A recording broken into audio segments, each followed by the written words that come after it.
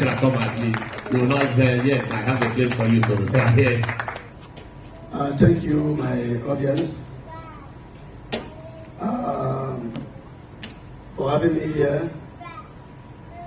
I want to start by appreciating the organizers of this program for bringing up a discussion that's very important to the stakeholders of Trade Fair complex, which is the closure of the border. We are here today, like the chairman said, for the unification of all the stakeholders in Trade Fair. But along the line, something happened that is way down on us. So I think this is just a forum for us to, send a passionate appeal through our capable ED to the government and also the local government chairman able represented to know where it's pitching us. We know that there's always two sides to a coin. There's a head and a tail, and both are very important. So I think in any policy, there's an advantage and there's a disadvantage. So we look at both sides and know how we can, make it to work. So we want to state how this border closure impacts on us here at Lagos International Trade Fair. So, Your Excellencies, Royal Highnesses, they are here, our able ED Trade Fair Management Board, officials of Lagos Chambers of Commerce, I was going to believe they were here, the chairman and leadership of Trade Fair Stakeholders Forum, special invitees, members of the press, ladies and gentlemen, may I have the opportunity to present before you a few findings and thoughts I found very strategic on the issue of the recent border closure between Nigeria and our neighbors since August 21, 2019. No doubt this is a current issue of urgent stakeholders' attention, and many of us can attest to the fact that this honorable gathering and time remain the best opportunity for us to collectively review once more the closure of our land borders. Yes, the official reason given by the government and the language, body language used by the federal government at the initial stage was partial closure for 1 month to enable the customs and immigration to have a hassle-free trade along the border. Some of us agreed to this position because we were made to believe that it was going to last for just 1 month, from August to September, maybe 20. But this is November.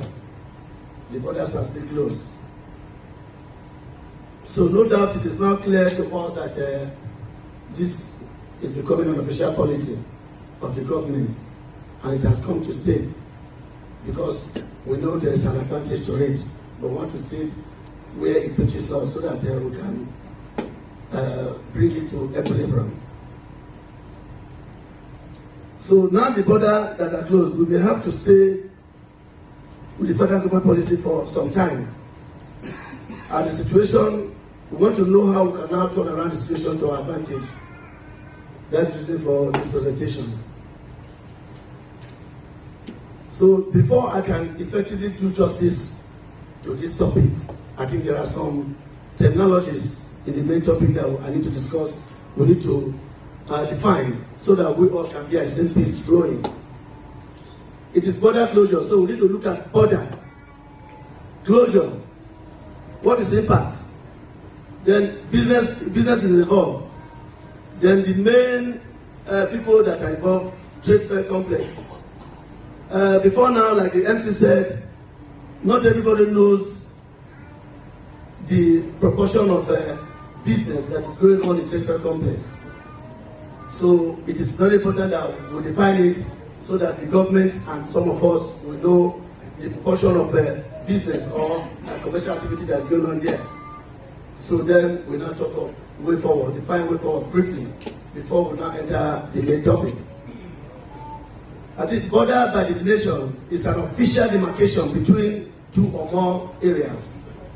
In border management, every country is entitled to manage his portion according to her will, and at all times without prior notice to the other country, because the power of border control is 100% on each side. It's a demarcation between two or more areas. Then we talk of closure. Closure is stopping passage of anything, and also movement or passage restriction. So accordingly, it means that border closure is simply put stoppage or restriction of movement between both sides of a divide. So impacts. How does it impact? What is impact? Impacts are the outcome or fallout of actions taken on issues. Impact refers to effects of an action on our immediate environment. How does the border closure impact or affect the immediate environment, which is the trade fair complex and its stakeholders? So before then, what do? They do business. So for formality, I think business will be described as the totality of operational activities carried out in the course of buying and selling. It can also mean persons or people's occupation, profession or trade, or simply, in a short form, commercial activities. Commercial activities going on in trade fair complex. So we come to the main people that are affected, the immediate environment. Lagos Trade Fair Complex. Well, the Lagos Trade Fair Complex is a facility constructed in the 70s and was planned to host international trade fair and events upon completion. And again, like we all know, the complex lay fallow for more than a decade, which is to say more or less it was abandoned. So at the time in 2002, some major people, traders, decided to relocate to that complex. These are spare parts dealers, jewelry dealers, clothing, cosmetic dealers. They now decided to relocate to that complex. The complex now hosts groups and associations, which includes Balogun Business Association, the Aspanda Auto Parts Dealers, APT, Association of Progressive Traders, Mandela's United Traders Association, owners of Mandela's International Trade Center, Corporate Ventures, Hardware and Tools, Tire Village, Plaza Owners Association, to mention but a few. Ladies and gentlemen, I wish to narrow down my impact of this border closure to the complex based on the fact that we are all stakeholders in the current issue at stake and subject of this presentation. No doubt we are made to understand clearly that proximity to the border was seriously considered so that ECOWAS states can rely on the prevailing ECOWAS treaty to cross the border easily and attend trade fairs. That's why it was cited here. Now, not only that foreigners will accept the complex, the locational advantage of the complex along Badagry Expressway are too many to mention. It is important to note that the complex daily activity and businesses by the stakeholder, that is the very trade groups earlier mentioned, has grown to an extent that someone may be tempted to argue that the volume of trade within the complex can compete with, if not outshine, what's obtained during international fair elsewhere. In a nutshell, business activity within the complex are numerous and growing daily, and at a great proportion, and at the same time growing in job creation.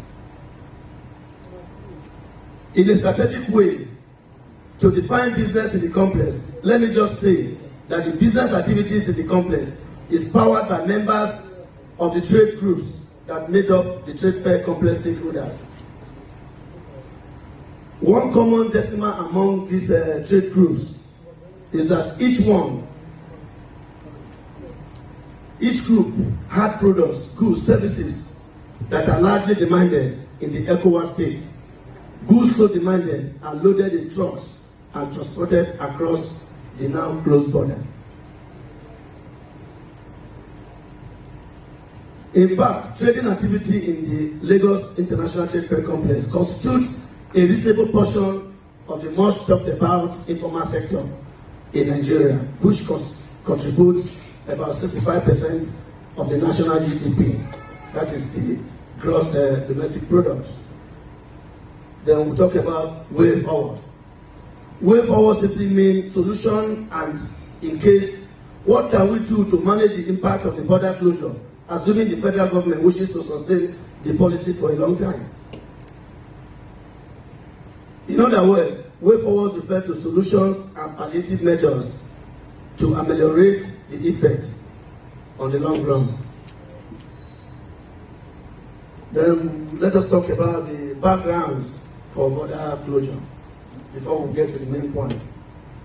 Like I said earlier, international borders are closed in times of war, state of emergency, general election, border disputes, or control due to need for critical surveillance border closure. But what remains is that how should it be done?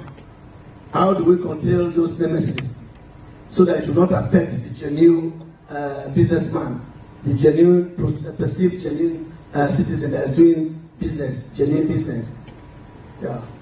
While making the border closure announcement, Nigerians were made to believe that it is because the customs and immigrations were commencing a drill.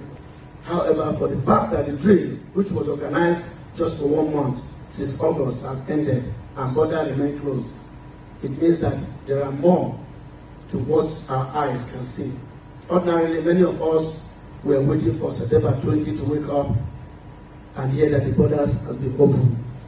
But that has now become a dream. We were further made to understand that the cries of local rice farmers forced the government to close the borders so that parboiled rice from places like Thailand and India, plus other rice economies, should stop frustrating the rice production drive. However, whether an economy, a big economy like Nigeria, would, because of the porous nature of our border, visit other people's sins on every Nigerian, especially the genuine businesses making use of the border, remains an issue of discussion for another day. Further findings I made reveal that government seem to have decided to leave the border shut for a long time, pending when our immediate neighbors would agree that goods imported into their country will no longer find its way into Nigeria without regulation. We were also made to believe or to understand that since the border closure, the volume of petroleum products imported and consumed in Nigeria has dropped drastically, meaning that the federal government had been paying for petroleum products consumed across the West African coast.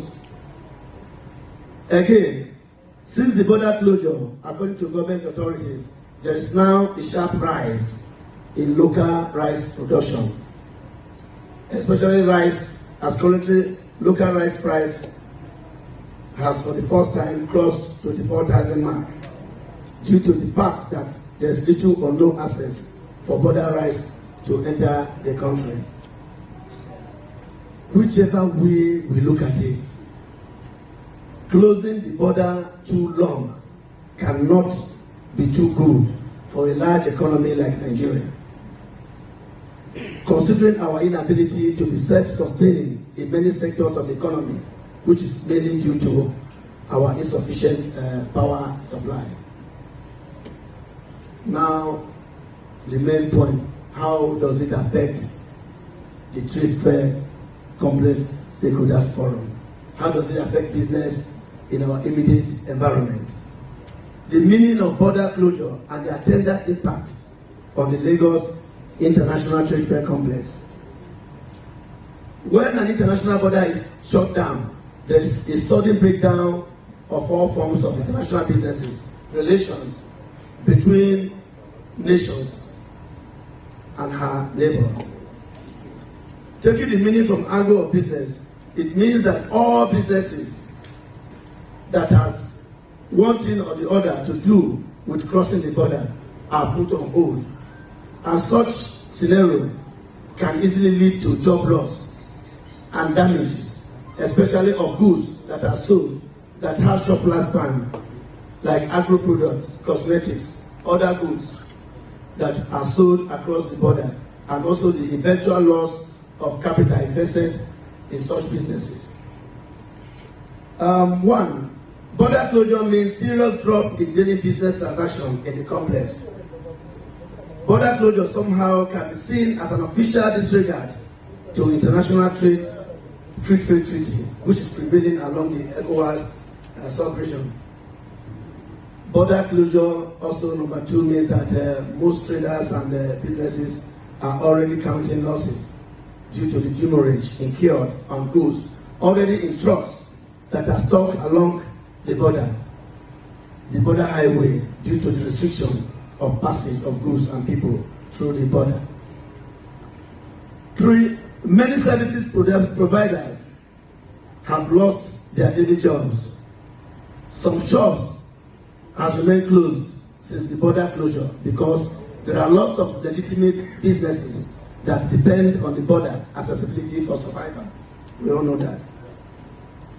Four, the impromptu and long closure of the border has slowed down the volume of business seriously, so much so that all the corporate businesses, most especially the banks, have experienced a low volume of transactions. Even the loans given by the banks to businessmen in the complex is in jeopardy. As many of us are in dire danger of folding up, should that happen, it will cause a serious crisis in the economy.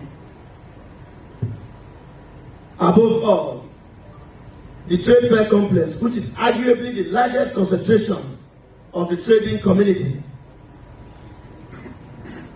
or informal sector with an astronomical number of employment capacity, is being threatened by the negative impact of the border closure. Most businesses are folding up, and we all know the adverse consequence on our families and the country at large. Now we come to way forward. The government has formulated their policy, and to them it's working for them. And we are saying that it preaches us. That if it preaches us, what you must recommend how it should be done, so that both sides will not be affected.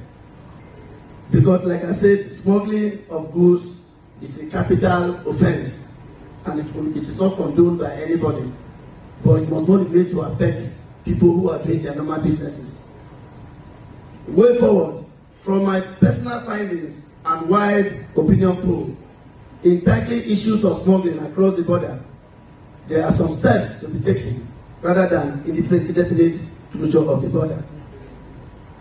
First of all, border security agencies should retrain and purge their officers of the bad eggs that are responsible for the lapses in apprehending smugglers.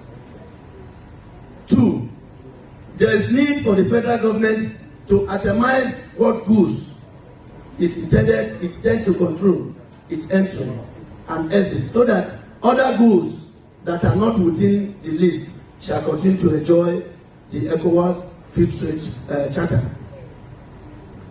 Passenger allowance should be given to cargoes carrying products that are not within the restricted list. Then globally, border surveillance technology has improved seriously to the extent that many countries are now using drones and new high-techs. I think it is time for our country, Nigeria, to deploy latest anti-smuggling technologies at our border, rather than taking us back to ages when there were no technologies. 5. I wish to advise the government, or rather the government should provide the necessary infrastructures, amenities, most especially electricity, so that will aid our local industries to be self-sufficient in the production of those items being smuggled into the country. Universally, if borders are closed indefinitely for too long,